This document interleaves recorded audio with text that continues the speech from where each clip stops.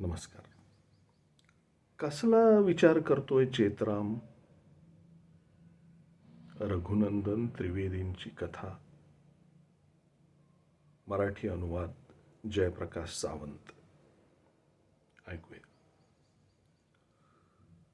जास्तीत जास्त 11 वाजेपर्यंत भाटी साहेबांच्या कामातून मोकळे होऊ. विचार तर असाच केला होता चेतरामनं. पण प्रत्यक्षात वाजले रात्रीचे 2. ऑफिसमधल्या इतर लोकांप्रमाणे चेतराम सुद्धा जेवण झाल्या झाल्या सटकला असता तर 11पेक्षा जास्त वाजलेच नसते. पण इतर लोक जेवल्यानंतर भाटी साहेबांना भेटून पुन्हा पुन्हा हात मिळवत सकाळी वरात निघण्याच्या वेळी पोहोचण्याचं अभिवचन देत निघू लागले होते. तेव्हाच भाटी साहेबांनी स्वतः चेतरामला एका बाजूला घेऊन सांगितलं होतं की हे जेवणं खाणं आटोपल्यानंतर गिरधारी आणि संपतच्या मदतीनं रात्रीच मंडप सोडवून घे बरं का चेतराम. म्हणजे काय की सकाळी वरात निघायच्या वेळी आपली घाई गडबड होणार नाही. चेतरामला हेच योग्य वाटलं. त्यालाही सकाळी वरातीच्या वेळी अशा कामात अडकायची इच्छा नव्हतीच. म्हणूनच तो संपत आणि गिरधारी बरोबर तिथंच थांबून राहिला होता. पण तरी इतका उशीर व्हायला नको होता ना. कारण बाहेरचे निमंत्रित जेवण वगैरे करून 12 वाजेपर्यंत बाहेर पडले होते. आणि तेव्हाच चेतराम खुर्च्या हलवायच्या विचाराने संपत आणि गिरधारीला शोधू लागला होता. ते दोघं थोड्या वेळापूर्वी भाटी साहेबांच्या बहिणीच्या नवऱ्यासाठी पान आणायला नाक्यावर गेले होते. या संपत गिरधारींना शोधत चेतराम गल्लीच्या कोपऱ्यापाशी आला तेवढ्यात ते दोघं समोरून येताना दिसले. पण त्यांना घेऊन चेतराम मंडपात शिरला तर तिथं भाटी साहेबांचे मोठे भाऊ, मेहुणे, आणखी 2-4 नातेवाईक एका जाजमावर वर्तुळ करून बसलेले होते. त्यांच्या समोर एक रमची बाटली पडलेली होती आणि भाटी साहेबांचे भाऊ स्टीलच्या ग्लासमध्ये सर्वांना पेग बनवून देत होते. आता प्यायल्यानंतर त्या सर्वांचा एकाच थाळीत जेवण्याचा कार्यक्रम झाला. सर्वजण उठेपर्यंत 1:30 वाजला होता. आता यानंतर सुस्ती झटकून देऊन चेतरामनं खुर्च्या हलवणं, सतरंज्या घड्या करून ठेवणं, मंडप सोडवणं ही सारी कामं अर्ध्या तासात संपवली होती. भाटीसाहेब त्यावेळी लग्नाची गाणी म्हणणाऱ्या बायकांच्या मधोमध पाटावर बसलेले होते. संपतनं आत जाऊन त्यांना आता निघतो बरं का म्हणून सांगितलं तेव्हा ते उठून बाहेर आले. निघताना भाटीसाहेबांनी पुन्हा एकदा चेतरामला आठवण करून दिली. त्याला सकाळी लवकर उठून बसवाल्याला भेटायचं आहे आणि कुठल्याही परिस्थितीत 11 वाजेपर्यंत बस घेऊन चौकात यायचंय.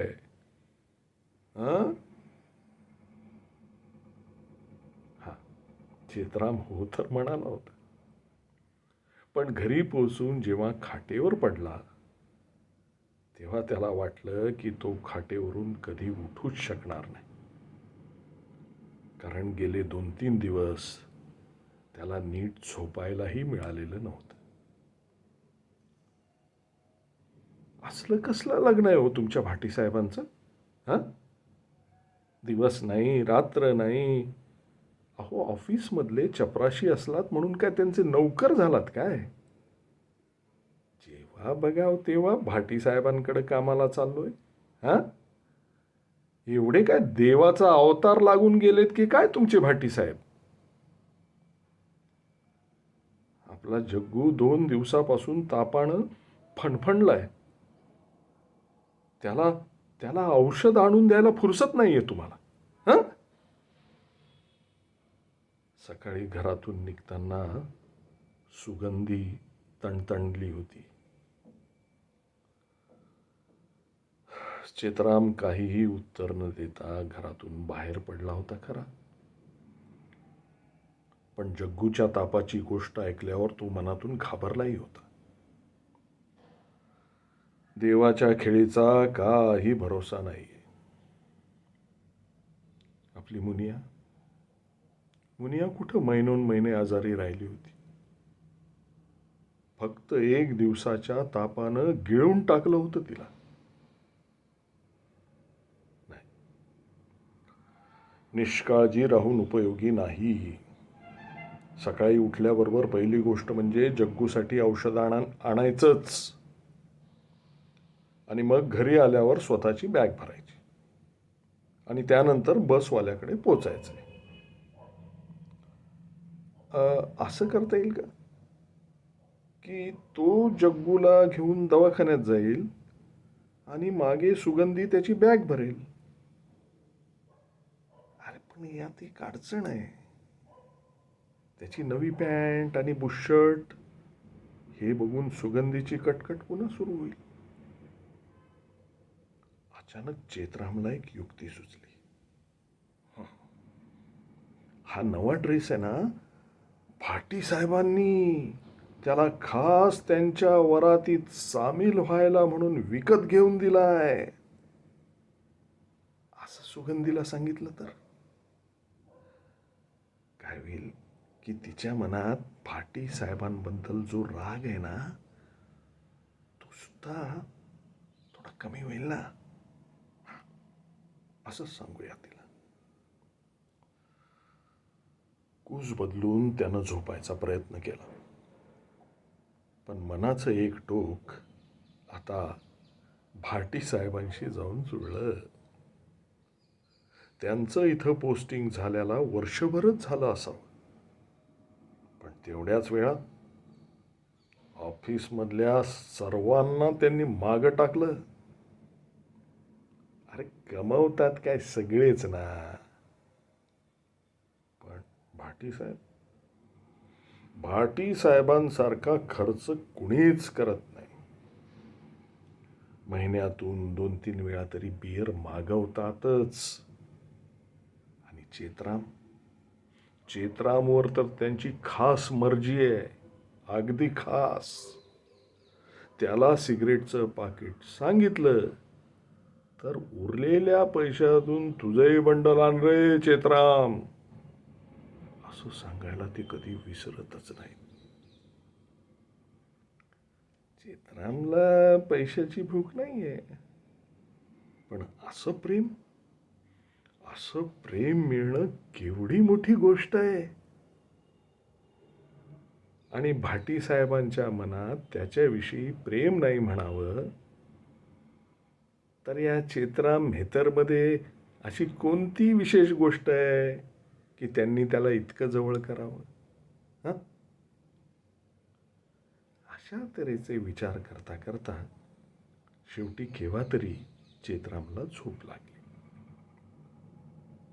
झोप डोळ्यांपासून 2 पावलंच दूर होती तेव्हा चेतरामने आपल्या नेहमीच्या विश्वासानुसार उशीजवळ प्रार्थना केली होती की बाई, सकाळी 8 पर्यंत उठव हा.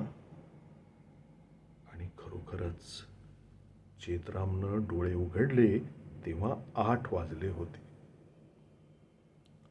खाटेवरून उतरल्याबरोबर चेतरामनं पिचकून पडलेल्या कोलगेटच्या ट्यूबमधून पेस्ट घेतली आणि दात घासले. सुगंधी चहा बनवत होती. जग्गू चादर अंगावर घेऊन गुणत्याच्या तुकड्यावर बसून चहा भुरकत होता. तोंड धुवून चेतराम चहा प्यायला. चहा पिता पिता त्यानं सुगंधीला आपली बॅग भरायला सांगितलं. जग्गूसाठी औषध घेऊन घरी परतेपर्यंत 10 वाजले. तोपर्यंत सुगंधीनं बॅग भरून ठेवली होती. चेतरामच्या मनात आलंच होतं त्याप्रमाणे नव्या कपड्यांबद्दल चौकशी करण्या वाचून सुगंधीला राहावलं नाही. रात्री विचार करून ठेवलेलं उत्तर कामाला आलं. आता सुगंधी यावर काही बोलली नाही, पण तिचं गप्प राहणंही काही कमी नव्हतं. तरीही सकाळ सकाळच्या झंझटीतून वाचलो ना आपण. 50-50 करून 3 महिन्यांनी कपड्यांची उधारी चुकवता येईल. सुगंधीची नजर टाळत घाईघाईनं घशाखाली घास उतरवत चेतरामनं विचार केला. बरोबर 10:30 वाजता. चेतराम, जग्गूला वेळेवर औषध दे बरं का. सुगंधी, आणि रात्री दरवाजा नीट बंद करा. अशा सूचना देत आपली सायकल घेऊन घरातून बाहेर पडला आणि सरळ गुप्ता ट्रॅव्हल्सच्या ऑफिसवर पोहोचला. बस तयारच होती. चेतरामनं आपली सायकल तिथंच ठेवली आणि बॅग घेऊन ड्रायव्हरशी थट्टा मस्करी करत बरोबर 11 वाजता तो चौकात पोहोचला.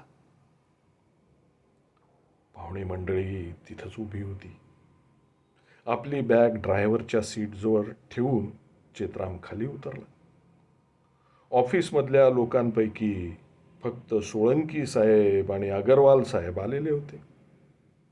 संपत आणि गिरधारी तर होतेच होते. बसमधून खाली उतरून संपत आणि गिरधारीच्या मदतीनं चेतराम सामान वर चढवू लागला. आता बस 12ला निघायची होती, पण वाजला 1. बायका आणि मुलं आधीच येऊन बसलेली होती. भाटी साहेबांनी सुद्धा तयार व्हायला फार वेळ लावलाच नव्हता त्या दिवशी. पण त्यांचे मेव्हणे कसल्या तरी कामासाठी बँकेत गेले होते. ते अजूनपर्यंत परतले नव्हते. शेवटी संपत त्यांना बोलवायला गेला. 12:30च्या सुमारास ते आले. तेव्हा कुठं बस निघू शकली. पण हे काय? ऐन निघण्याच्या सुमाराला भाटी साहेबांनी चेतरामला एका बाजूला बोलवून घेतलं. चेतराम तातडीनं त्यांच्यापाशी पोहोचला. पण हे काय? भाटी साहेबांचा घसा खराब झाला असावा किंवा चेतरामचे कान. आता बसमध्ये गोंधळही खूप चालू होता.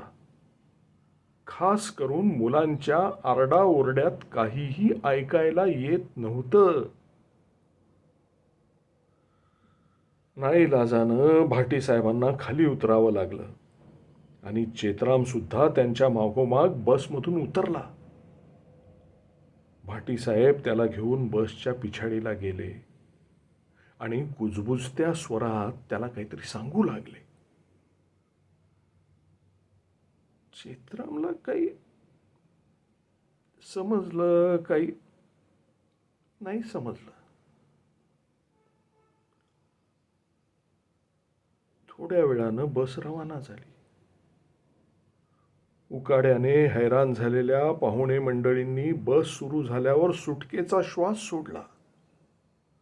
सोळंकी साहेब, अगरवाल साहेब, भाटी साहेब गप्पांमध्ये मशगूल झाले. संपत आणि गिरधारीनी विड्या पेटवल्या. चौकात उभ्या असलेल्या चेतरामच्या कानात अजूनही भाटी साहेबांचे शब्द घुमत होते. अरे बाबा, शहरात सगळं चालून जातं चित्राम, पण आपण आपण वरात घेऊन गावात चाललो आहोत. गावात गावातल्या लोकांना फार चौकशा करायची सवय असते. आणि कुणाला समजलं की तू हरिजन आहेस तर, हा, हे बघ चित्राम, वाईट वाटून घेऊ नकोस बर का. पण माझे मेहुणे ते, या पुढचं काहीही चेतरामला ऐकू आलं नव्हतं. बस सुरू झाली होती. आता तर बस निघून गेल्याला अर्धा तास होऊन गेलाय. हातात बॅग घेऊन चौकात उभा असलेला चेतराम कसला बरं विचार करतोय? चित्राम कसला विचार करतोय?